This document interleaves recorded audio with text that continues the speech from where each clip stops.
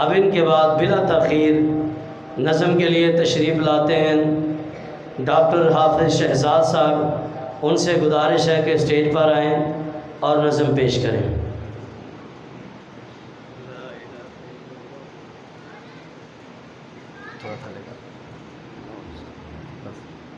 السلام علیکم ورحمۃ اللہ وبرکاتہ۔ تھوڑی جی خاموشی توڑو تو ماشاءاللہ سبحان اللہ دی آواز نہیں آ رہی مسجد دے وچ انشاءاللہ۔ بابا جی محمد سیان شہو پوری رحمت اللہ علیہ انہاں دے دو شعراں دے نال اپنی نعت دا آغاز کراں گا۔ بابا جی حوض کوثر دا منظر پیش کردے نے تے فرماندے نے، غور طلب جملے، نال پیار دے کول بٹھان مینوں، نال پیار دے کول بٹھان مینوں، تے آکھن تو پی کوثر میں پلان والا،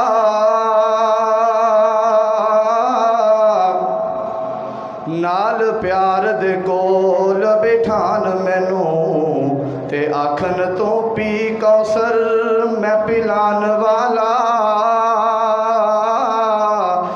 پیاس بجھ گئی ٹھنڈ پئی سینے، تے مل پہ گیا قرآن سنان والا، تے قسمت میری اج چمک اٹھی، کتھے میں تے کتھے شان والا، حسین رج رج ویکھ حضور سونا، تے نالے پڑھ سبحان بنان والا، آ میں سونا وا شانہ مدنی سرکار دیاں، آ میں سونا وا شانہ مدنی سرکار دیاں، جگ اتے تم پیاں او دے کردار دیاں، جگ اتے تم پیاں، صورت تے سیرت آلہ، صورت تے سیرت آلہ، شان ہوئی دو بالا، رب ودائیاں ہویاں شانہ سردار دیاں، آ میں سونا وا شانہ مدنی سرکار دیاں، جگ اتے تم پیاں، رنگ ڈنگ بناوٹاں دی حد ہو گئی سجاوٹاں دی، کسراں نہ چھڑیاں مولا، کسراں میں صدقے سونا مکھڑا، جگ ویکھنے دا پکھڑا، ویکھاں تے مک جائے دکھڑا، ہووے ہرا دل سکڑا، ٹھر جان اکھیاں میریاں جو سفنے آنے کیریاں، کوئی چہرے نو تلوار کہے، تلوار دی بھی کوئی دھار کہے، کوئی بدر دا چمکار کہے، کوئی چن دا لشکار کہے، ہو میں چن کہاں انصاف نہیں، چن دا تے اپنا ہی چہرہ صاف نہیں، چن آپ بھکھائی دید دا، پج لا کے آندئی عید دا،